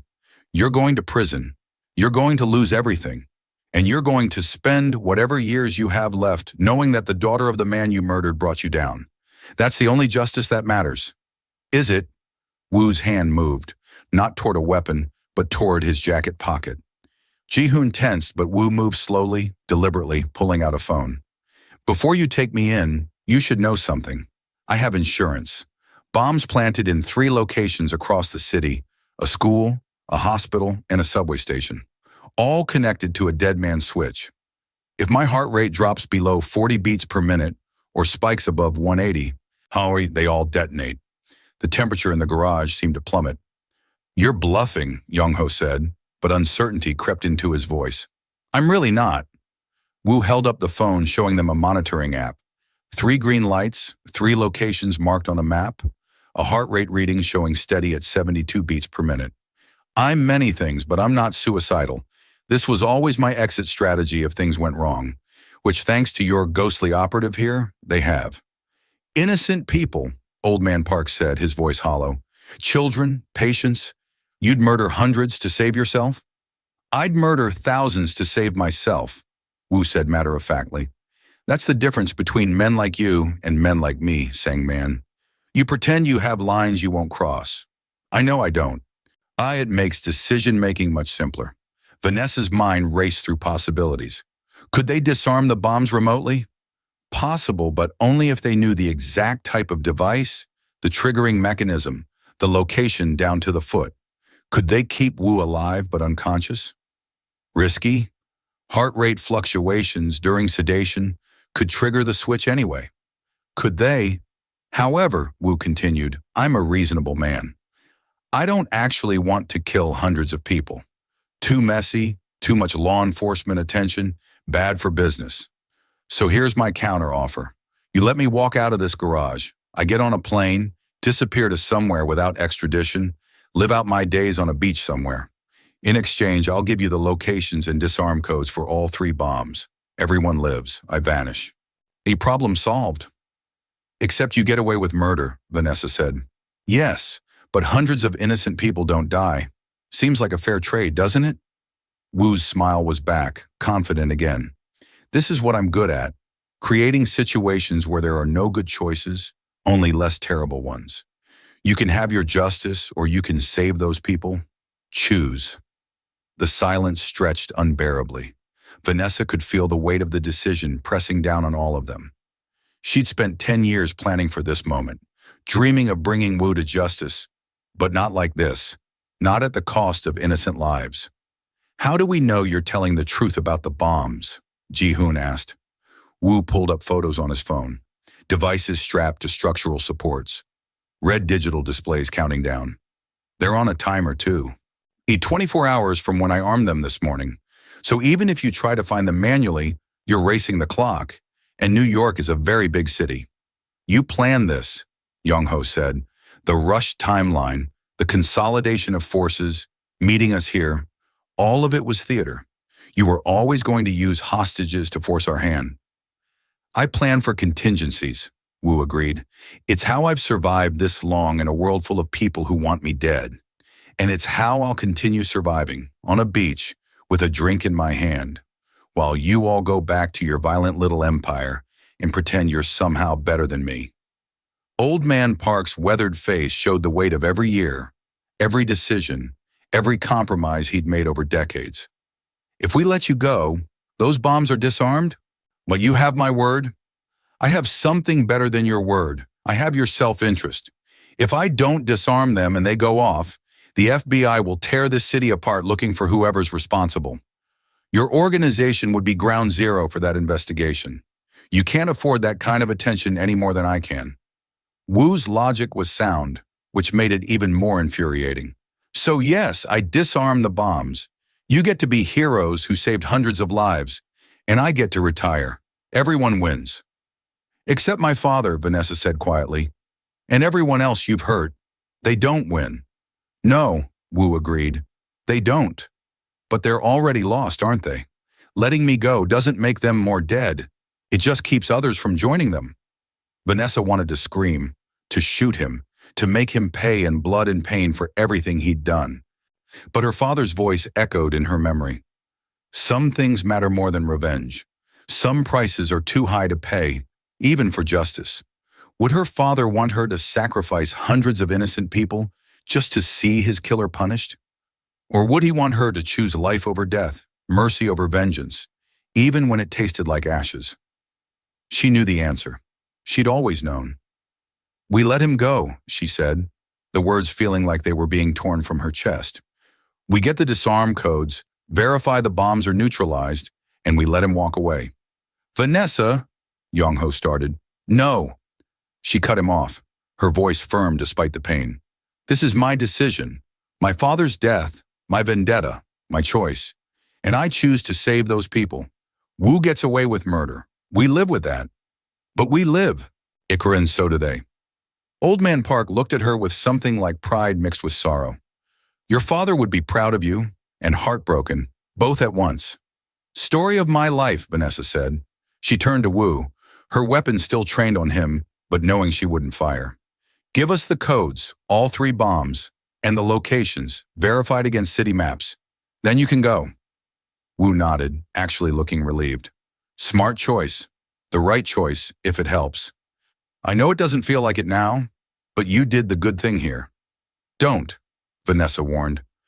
Don't try to make this about morality or righteousness. You're a monster who's getting away because you're willing to threaten children.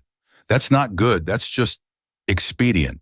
And I swear to you, Han Jin-woo, if you ever come back, if you ever threaten anyone connected to the Park family again, I will hunt you down. I will find you wherever you hide, and I will kill you myself. No justice, no courts, no mercy. Just death. Understand? Wu met her gaze and saw the promise there, cold and absolute. Understood. You have my word. I'm done with the Park family. I take my money, my life, and I disappear. You never hear from me again. He sent the information to Yong-ho's phone. Locations, photos, disarm codes, everything needed to neutralize the threat. Yong-ho immediately forwarded it to their backup team, who would verify and handle the bombs. It'll take 20 minutes to confirm, Yong-ho said. You don't move until we know those codes are legitimate. Fair enough, Wu said. They stood in that parking garage, weapons drawn, silence heavy as a shroud, waiting for confirmation that innocent lives had been saved and a murderer would go free. Vanessa had never felt more like a failure. The 20 minutes felt like 20 hours.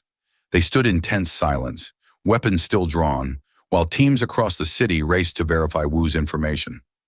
Vanessa's phone buzzed periodically with updates. First bomb located and disarmed at the elementary school in Queens. Second bomb neutralized at Mount Sinai Hospital. Third device secured at the Columbus Circle subway station. All legitimate threats, all now harmless. Wu had been telling the truth. Clear, Yong-ho said finally, lowering his weapon. All 3 bombs are disarmed. No casualties. Then we have an agreement, Wu said. He stepped out of the elevator carefully, hands still visible, moving with the caution of a man who knew how quickly situations could turn violent. I'll be gone within the hour. You'll never see me again. Wait, Vanessa said. Something had been nagging at her, a detail that didn't fit. The bombs. You said you armed them this morning, gave yourself 24 hours. But you couldn't have known we'd come tonight. Your rushed timeline was only set a few hours ago. Wu smiled, genuine appreciation in the expression. Very good. You're right, of course. I armed those devices 3 days ago, been refreshing the timer daily. I've been ready to run for weeks ever since I realized someone was systematically dismantling my network. I just didn't know it was you. So this whole confrontation was me buying time to transfer the last of my assets and arrange transportation? Wu confirmed. Well, I've been liquidating and moving money for a month. Tonight was always going to be my exit, regardless of whether you came for me or not. You just gave me an excuse to do it dramatically. You played us, Ji-hoon said, anger roughening his voice. I played the situation, Wu corrected. There's a difference. You wanted justice. I wanted freedom. We both got what we needed. That's not playing anyone. That's negotiation. Old Man Park stepped forward, his weathered face hard as stone. You took my friend from me, my brother in all but blood. For that alone, I should kill you where you stand. But you won't, Wu said confidently, because you're better than that. Better than me. Sangmin always said so. Said you had honor even when it was inconvenient. Principles even when they cost you. He admired that about you. I think he was wrong.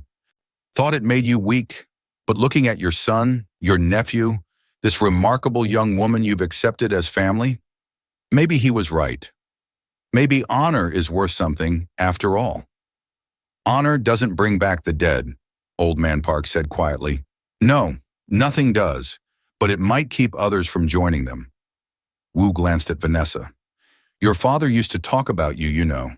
Before I killed him, he'd show pictures, tell stories. My brilliant daughter, he'd say. She's going to be something special. He was right about that, too. Stop talking about him, Vanessa said, her voice breaking despite her control. You don't get to remember him fondly. You don't get to act like you cared. I did care, Wu said simply, and I killed him anyway. And that's the paradox of our world. You can care about someone and still destroy them if they stand between you and what you want. It doesn't make the caring less real. It just makes us monsters. He moved toward the garage exit, pausing at the threshold. For what it's worth, Park Mi-sun, I'm glad you survived. Glad you became the weapon your father hoped for. The world needs people like you. People who choose justice over revenge, who save hundreds to spare one guilty man, even when it costs you everything you wanted. Then he was gone, disappearing into the New York night, and Vanessa felt something inside her collapse. She'd spent 10 years preparing for this moment, 10 years of planning, training, watching, waiting. And in the end, her father's killer walked away free. Not because she wasn't smart enough, skilled enough, or dedicated enough, but because she'd chosen to be better than her worst impulses. It felt like losing him all over again. Vanessa, Young-ho started, reaching for her. Don't, she said, her voice hollow. Just don't. I need a minute. She walked away from them, deeper into the parking garage, finding a concrete pillar to lean against while her world tried to reorganize itself around this new reality. She'd failed. After everything, after a decade of sacrifice and suffering, she'd failed. Footsteps approached, heavier than Young-ho's, more purposeful. Ji-hoon appeared beside her, not touching, just present. You made the right choice, he said after a moment. Did I? Because it doesn't feel right. It feels like I betrayed my father. Your father raised you to value life, to choose honor over expedience. You did exactly what he would have wanted. Ji-hoon leaned against the pillar beside her. Woo was right about one thing. You saved hundreds of people tonight. Children who'll grow up because you were willing to let justice slide. That matters. But he's free, Vanessa said, and hated how her voice cracked. He's alive and free while my father is dead and buried. Where's the justice in that? There isn't any, Ji-hoon said bluntly. Justice is a fairy tale we tell ourselves to make sense of a world that doesn't care about fairness. Your father is dead. Woo is alive, and no amount of punishment would change that. All you got to choose was whether more people died tonight. You chose no. That's not failure. That's victory against impossible odds. Vanessa turned to look at him, this brutal man with his scarred face and honest violence. How do you live with it? All the people you've killed, the things you've done. How do you sleep at night? I don't, mostly, Ji-hoon said. I'm not a good person, Vanessa. I know what I am. A weapon the family points at problems that need to disappear. But I'm honest about it. I don't pretend I'm something better.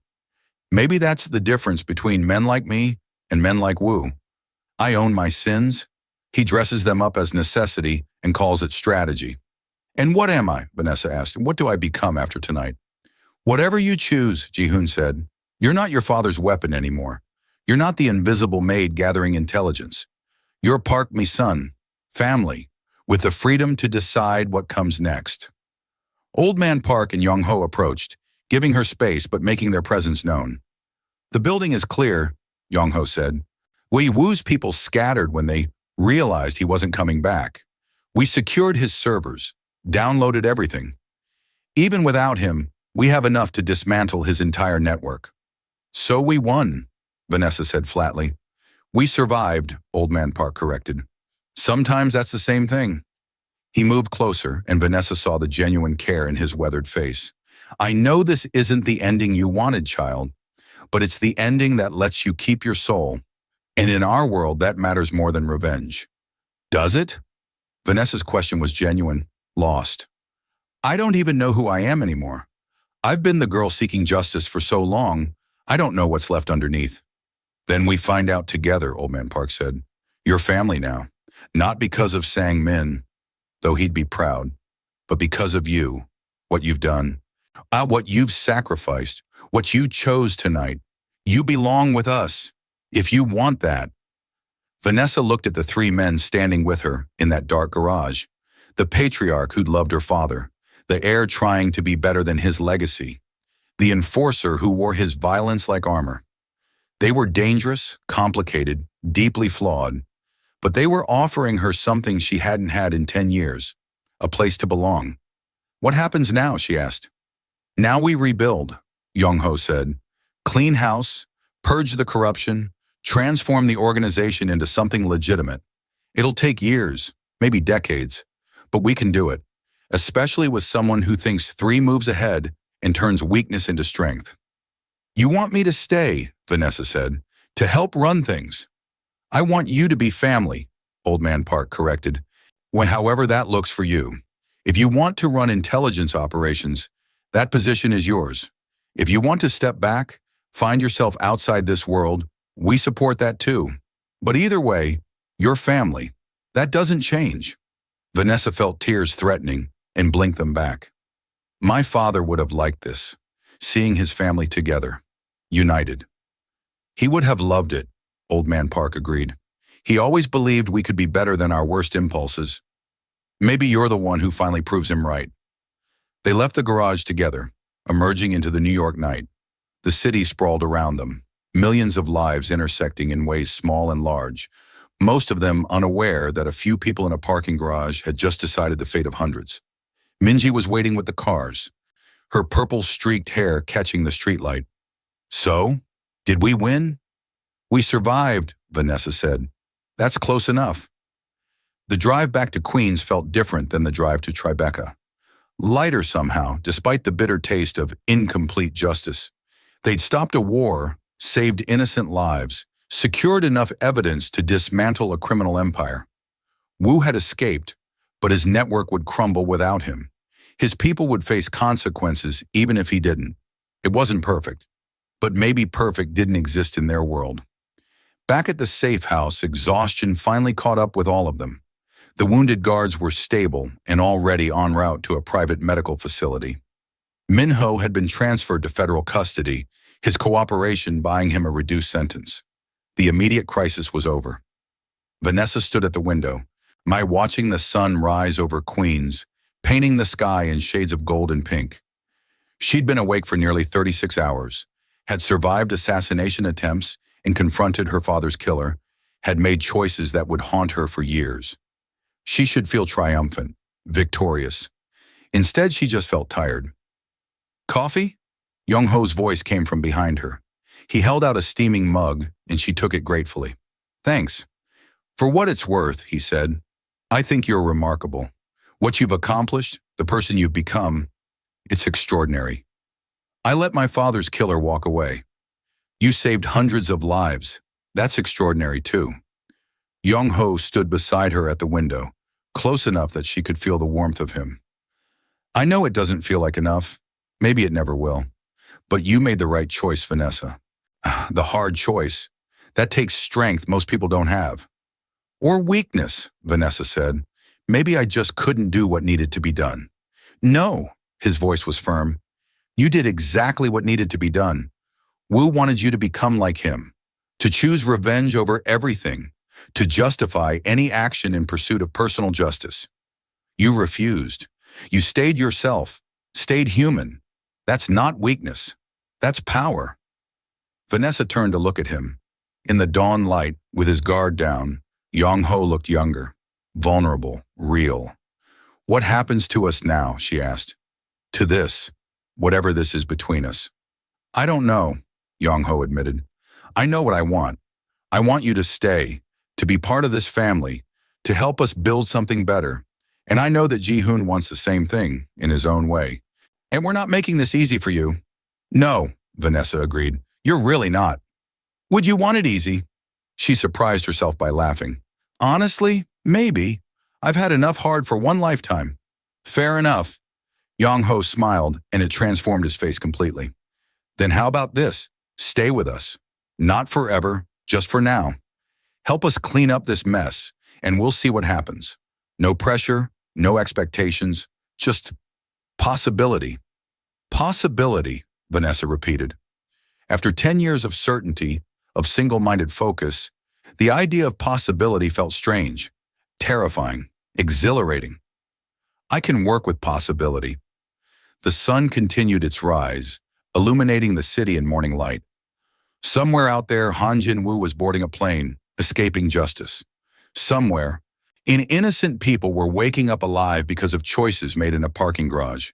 Somewhere, the ghost of Park Sang-min was watching his daughter and smiling, proud of the woman she'd become. Vanessa Jenkins, Park Mi-sun, stood at the window with her father's gun on her hip, her father's family at her back, and a future that was suddenly, impossibly, hers to choose. It wasn't the ending she'd planned, but maybe, just maybe, it was the one she needed. Thank you, she said quietly. For everything. For accepting me. For standing with me. For family, Young-ho interrupted gently. That's what family does. We stand together. Always. From across the room, Ji-hoon's voice carried. Are you two done being emotional? Because we have approximately 17 fires to put out, and I could use some help. Vanessa laughed. A real laugh. Surprised out of her by the absurdity of it all. She'd spent a decade preparing for revenge and ended up finding family instead. It was ridiculous. It was wrong. It was perfect. Coming, she called back. Then to Young-ho, 17 fires? He's exaggerating. It's probably only 12. Young-ho's eyes crinkled with humor. Welcome to the family business. They moved back into the main room together, where Old Man Park was already on the phone coordinating with lawyers and fixers, where Ji-hoon was reviewing the evidence they'd seized from Woo's servers, where Min-ji was bringing in breakfast for everyone. It was chaos. It was imperfect. It was loud and messy and complicated. It was home. And for the first time in 10 years, Vanessa Jenkins, Park Ma-sun, daughter of Park Sang-min, member of the Park family, felt like she could breathe. The war wasn't over. Woo was still out there, and justice remained incomplete. But today, right now, she was alive. She was surrounded by people who'd chosen her as much as she'd chosen them. And that was enough. That was more than enough. It was everything.